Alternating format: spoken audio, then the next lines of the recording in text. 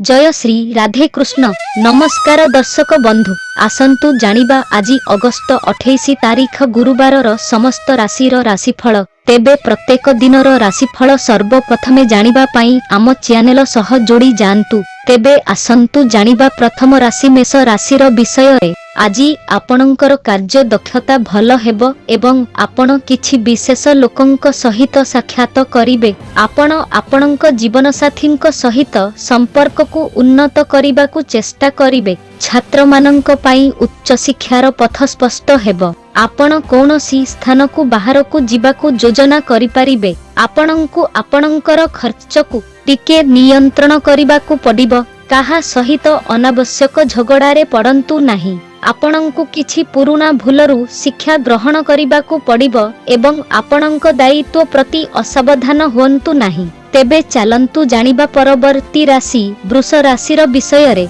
आज आपणंक पाई एक भल दिन हेबो। आपणंकु आपणंकर आयर उत्स वृद्धि करिबा उपरे ध्यान देबाकू पड़िबो। आपण कर्म क्षेत्र रे आपणंकर अभिज्ञतार पूर्ण लाभ पाइबे। आपणंकु किछि नूतन करिबा पाई इच्छा होई पारे। आपण बंधु मानंक सहित कौनसी मनोरंजन कार्यक्रम रे अंशग्रहण करिबे। प्रेम एवं सहयोगर भावना आपणंक मनरे रहिबो। जदि आपणंकर कौनसी काम को नै कौनसी समस्या थिला तेबे ताहा मध्य दूर हेबा परी मने हेउछि। तेबे चलंतु जानिबा परवर्ती राशि मिथुन राशिर विषय रे। आज आपणंक पाई जटिलतारे परिपूर्ण दिन हेबो। आपण चापरे परिपूर्ण रहिबे कारण आपणंकु व्यवसाय रे बहुत क्षति होई पारे। आपण चिड़चिड़ा हेबे। बिना कारण रे रागिबार अभ्यास जोगु आपण टिके चिंतित हेबे। आपणंकु जेकोनसी कारोबार बहुत बुद्धिमान भावरे करिबाकू पड़िबो।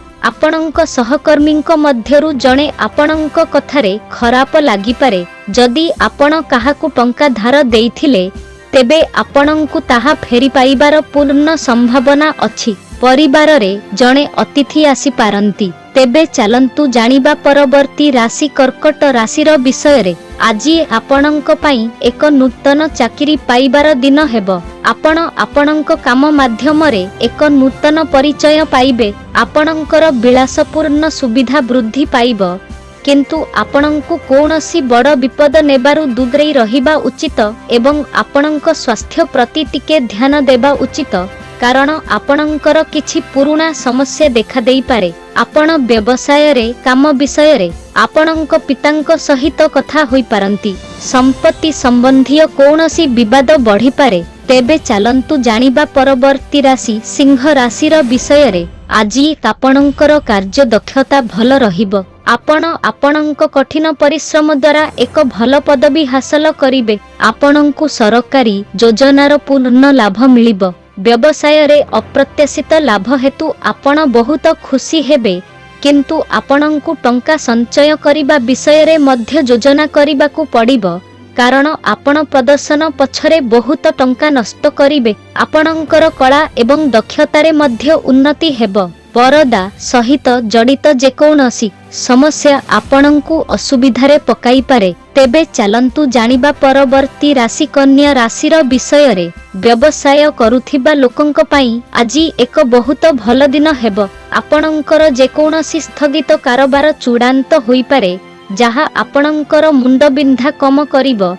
किंतु आपणंकु काहा सहित कौनसी गुरुत्वपूर्ण सूचना बांटिबाकू पड़िबो नाही। जदि आपणंकर कौनसी पुराना कारोबार आपणंकु टेंशन देउथिला तेबे ताहा मध्य दूर होई जिवो। आपणंकु आईनगत मामला रे असावधान रहिबाकू पड़िबो नाही। आपण आपणंकर शारीरिक समस्या विषय रे जणे भल डाक्तरंक सहित परामर्श करि पारिबे। तेबे चलंतु जानिबा परवर्ती राशि तुला राशिर विषय रे। आज आपणंक पाई सांसारिक सुविधारे वृद्धि आनिबाकू जाउछि। आपणंक पितांक स्वास्थ्य रे अवनति जोगु आपण चिंतित रहिबे। जदि आपणंक ससुर घरर काहा सहित संपर्क रे बहुत तिक्तता थिला तेबे ताहा मध्य दूर होई जिवो। बहुत दिन परे आपणंकु कौनसी स्थान को जिबार सुजोग मिलिबो। आपणंकर जमी घर जानवाहन इत्यादि किनिबार इच्छा जहा पाई आपण बहुत दिन धरी चेष्टा करुथिले